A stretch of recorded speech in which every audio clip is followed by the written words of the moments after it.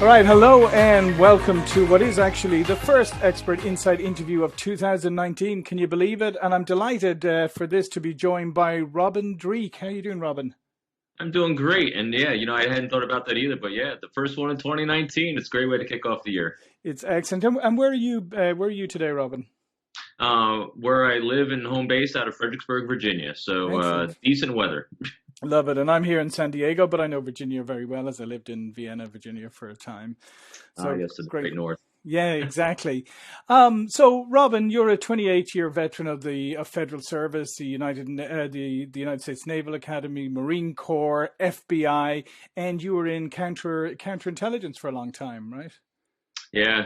Matter of fact, by the time I retired a couple months ago, 30 plus years total. So yes, 30. long time federal service, and so I'm glad I'm not being affected by the shutdown right now, unfortunately. And so, I mean, obviously, working in counterintelligence and all of that, gave you a huge insight into trust building because basically you probably can't get a more extreme example of where you need to build trust and where trust is, a very hard thing, as I said, to build, and a thing that people probably their levels of mistrust are at their highest. So so obviously doing this, you wrote the book, the Code of Trust. So tell me a bit about the genesis of writing that book, and why you think trust is such an incredibly important thing for business. Sure, absolutely. And you couldn't be more right. Being federal law enforcement in the FBI, you kind of ingrained, especially, you say my background, I'm that very typical type A hard charger kind of guy. And in law enforcement, in typical criminal activities, that's a great way to be, and it's going to be very productive for you, as most people can attest. But when you actually work in the world of counterintelligence, where my job was to recruit foreign spies, basically, and the people around them to hopefully align their priorities with ours and help serve the United States. If you take that hard charger type A attitude, you're going to fail majestically. I had to learn very quickly, and thank goodness I had some fantastic mentors and guides when I first arrived in New York that really had this art form of interpersonal communication down. And because of them, I got better at this. I got on our behavioral team. I ran our behavioral teams for a number of years. And so the basis of coming up with understanding where the book came from, the Code of Trust, was literally back in 2013. I've been teaching and writing about this for a number of years, but I was asked to do another article on counterintelligence. And what they wanted me to do was write an article about what my team does. And I never really took a step back and thought about when I was doing behavioral assessments for counterintelligence investigations, what I was doing. And I quickly found out what I was doing is I was strategizing trust. Very genuine, honest, no deception, no subterfuge, trust. In other words, I was strategizing how do you create a healthy relationship. Right. And I gave labels and meanings to that for work. I started recognizing it everywhere, and that's where all this was born from. And so your book is you have it based on 5 distinct principles, right? The first of which is suspend your ego. And as you said, I mean, you are a type A personality, and a lot of people in business and leadership are type A personalities. So suspending ego, that's quite a challenge, right? It is quite a challenge. But the core of that, the reason why we need to do that is because every human being is seeking to be valued and affiliated by others because we're genetically coded to want to belong and be valued by others. Ancient tribal man says this. And when we suspend our ego, what we're consciously doing is, how do I make this conversation about the other person and not about me? And so suspending your ego is nothing more than that. And I have 4 quick little things that you can do to make sure that the conversation is about the other person. 1 is seek their thoughts and opinions. 2, talk in terms of their priorities, what's important to them. 3, validate those thoughts and opinions and priorities and who they are as a human being non-judgmentally. And 4, give them choices, because we give people choices only when we actually value and affiliate with them. So if you build at least one of those 4 things in everything you say or write, that conversation is completely about them.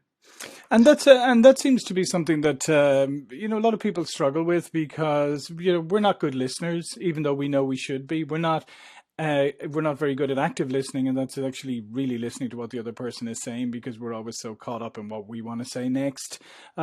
So, I mean, obviously, those are skills that you have to learn, or you have to consciously adopt those if you want to have if you want to really listen to people, right? Absolutely. And it's okay that if you do tend to talk more about yourself and can't wait to say your next thing, because you know what? We all do. Like you said, we are all genetically coded to try to share our thoughts and opinions with others. Matter of fact, Harvard did a great study back in the spring of 2012 where they discovered that roughly 40% of our day we're spending talking in terms of ourselves, our own priorities. Because what we're doing is we're testing the world around us, our environment, our people. Let me share you what I think and my thoughts and opinions, and do you accept me for who I am? And if you do, my dopamine's flowing in my brain, there's serotonin, oxytocin, all the pleasure centers are firing when you accept me for my thoughts and opinions. And so the conscious act of not talking about my own thoughts and opinions, yet seeking to understand yours, that takes a little bit of different hardwiring. So we can build muscle memory around that. Yes. Yeah. And the idea of being non-judgmental, because in many ways we live in a hyper judgmental culture today, and an outrage culture. It's where people are constantly looking to nitpick every single thing to find out something. You're going to say something eventually that I can get upset about. So Yeah. how did the non-judgmental thing in this kind of environment is a hard thing to execute on, isn't it? It definitely is. Without jumping to, one of my other things that I love to do, it's called honoring reason. Mm-hmm.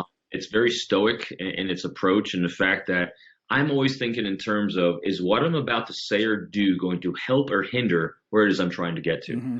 So I always, in order to do that, I have to understand where it is I'm trying to move to. And a lot of times people are focusing on what I call the means goals, the means to the ends, which are very specific and granular in nature. But if I actually reverse it, I focus on the ends. And in the end, what I'm always, always, always working towards first is a good, healthy relationship. Because if I have a good, healthy relationship, everything happens from there.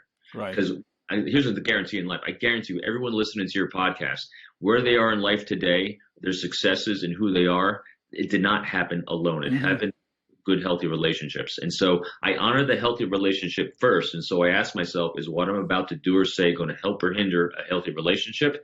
If it hinders it, I stop. And it's just honoring reason, cognitively thinking, how do I remove the emotional hijacking of rage or anger, discontentment, resentment out of the equation so I can actually think cause and effect, cause and effect, cause and effect. Yeah, and I think that's a super point that people should pick up on there, because I do think we have become such a reactionary culture, and the problem is that we have the tools for instant reaction, right? We can get on social media immediately and blast out something or react to something, and that idea of actually taking a step back and deciding, is this, as you said, is this going to help or hinder? I mean, that's a great piece of advice for people. Yeah, and it's funny, especially in the recent years. I have 30 years of muscle memory about not taking a side. And that's what this is built around. Because here's a guarantee, and this in social media: if you take a side, I guarantee you half the world will line up against you and blast you for it. So it's about, and so if I just validate you, and validation doesn't mean I agree with you necessarily. It means I'm seeking to understand. And because people just want to be heard, they just want to be understood. And so I have years of muscle memory of not taking a side, but understanding why it is you think the way you do without judging it. Because again, if I'm trying to inspire trust, whether to share information, cooperate, this goes whether it's in business, because I work with a lot of corporations, or in counterintelligence, or even in your own family. If I'm judging you, I guarantee you shields it up, people get defensive, and there's no one's listening. Yeah. And again, I think that's another point that's worth focusing on for a moment. So when you were in counterintelligence, right, you obviously were sometimes dealing with people, who obviously had, completely diametrically opposite views of the world than you did. And yet you had to get behind and find out really who they really were. Right. And I think that's an interesting. So tell me a little bit about that. I mean, how did that shape your thinking in the book when you actually had to dig behind somebody who seems to have very entrenched views or an entrenched worldview? I always go to the anchors and bases of all human beings, and I'm always looking for a core principle and priorities of other human beings. And here's a core priority of every single human being on this planet. We're seeking safety, security, and prosperity for us and our families. That's it. And so when I start from the standpoint of, hey, what are your ideas about safety, security, and prosperity for your family, and how do you want to achieve them? Well, then we start from the end game of healthy relationships and prosperity for ourselves and our family, and we work backwards. Instead of starting with, well, we need to do this, this, and this to move to that, I always start with, well, let's first agree with we want safety, security, and prosperity for us and our families, and work backwards and see where we start diverging and see where our overlaps are. Because how can you ever judge? People always, I've worked with so many different people and nationalities across the world, and I'm not an expert in any of them, but I can always find commonality. Commonality is always, we were all children once. Mm-hmm. We all have favorite holidays and traditions. We all have memories. We all have, and all these things are about what? Safety, security, and prosperity at some point in our lives. I find those as our anchor points first, and then we move backwards towards the more granular things, and then see where we diverge. And it's amazing how when you first form the healthy relationship based on those overlapping priorities of safety, security, and prosperity, you can really accomplish just about anything. Yeah. So what you're saying there, and I think it's again, it's a great takeaway for people watching and listening, is looking for commonalities first rather than focusing on differences. And Yes. and again, like I said, that's the pervasive culture now. Is everybody seems to want to focus on what we disagree on as opposed to the commonalities. And what you just described is getting down to something that's very, very basic, family, safety, security. It's very basic. And those things are the same whether you're in work or counter espionage, right? Absolutely. And, I work with so many companies, and whether, they're in sales or financial industry, what's the goal of every company? Well, they're trying to provide a service for the safety, security, and prosperity of their customer. Right. And so we start with that, and now we have conversations with them about what kind of service they offer to help them with safety, security, and prosperity for their families. That's why when I started doing this, I did everything because I had to interview spies or false flags or recruit whatever. And when I gave the labels and meanings behind these things, and there's running my behavioral team behind these things, that's when I started saying, wow, there's no difference in anyone you talk to. I mean, strategizing, healthy relationships is the same across everything. I mean, I've never encountered anyone that hasn't had that same thing. Now, granted, you start edging up towards psychopathy and outside the normal average human behavior, you do. But in general, it's very rare to find someone that doesn't respond and understand that, hey, I'm basically living for the safety and security of my family. Mm-hmm. Yeah, and it goes to show like how simple a premise that is, right? I mean, it's very simple. It's at the core of who we are, but we tend to layer in and complicate things and look at issues on a much higher level as opposed to just getting down to our emotions tend to do that because we get emotionally hijacked. I got a couple credos in my life as I got more mature, as I started, as I got towards retirement. Basically, to me, it's like this: if it's getting complicated, you're probably doing it the wrong way. Because this way of interacting with other human beings and thinking about the world around you, and you just said it yourself just a few seconds ago. This is the elusive obvious. We're all seeking the same exact things. We want to be valued, we want to be affiliated, and we want prosperity and safety and security for us and our families. Every service we offer, everything we do in life is centered around that. And the greatest thing is we can be very altruistic about that. I do a lot of volunteer work here and there because it's all about providing abundance. Because that's actually one of the other cores of the code of trust is be available, be a great resource for others, with no expectation of reciprocity. In other words, don't do it for self-gain, but do it for others because you will trigger in them that genetic want to actually reciprocate. Yeah, no, and I love that idea. And, I love the idea also of simplicity because it is a thing that we're almost, as you said about complicated, we're almost hardwired to complicate things, and that when you're presented with the simple idea, your first reaction is, well, it can't be that simple, and it often is that simple, and that's what the problem is, that we do overcomplicate and we don't recognize simplicity. So one of the other things No, I was going to say that one of the other things you talk about here is the idea, and you just touched on it there, the idea of being generous. And I know it's become a byword of, give without looking to receive and all of that. But often I wonder whether, people really do embrace it, or they think it's well, if I give without expecting to receive, I'm going to receive, right? Yeah, and that's the hard one because because I call the code of trust flawless, Hmm. because it is a flawless system because the third anchor in my code is be an available resource for the prosperity of others. That's that generous part with no expectation or Hmm. reciprocity. That's the check and balance that I'm not doing it Right. for self gain. Hmm. And now a lot of people I've heard this, and I've experienced this, that think if you give without expectation or reciprocity, you're going to be a carpet to be walked on. Right. No, you're not actually, because when you are generous with your time and resources, if you see someone in need, you have overlapping priorities and you can offer it, don't expect anything in return. You'd be amazed that people do, but you can't expect it. Now, here's the difference. If you keep offering your resources and you're generous and overabundant, if you start creating crazy brain and you start building resentment, well, then you just need to stop Right. because that's no longer a healthy relationship for you. Yeah, and that's an interesting, and that kind of, if you're building resentment, then that obviously you have moved on from not expecting something in return. You are now expecting something. Yes, because that's what builds a resentment. Yeah, exactly, It's exactly. a beautiful, and that's why the key to this whole thing is that crazy brain, as I call it. If I start having emotions of anger, discontentment, resentment, frustration, that means I'm doing something wrong. I Hmm. am.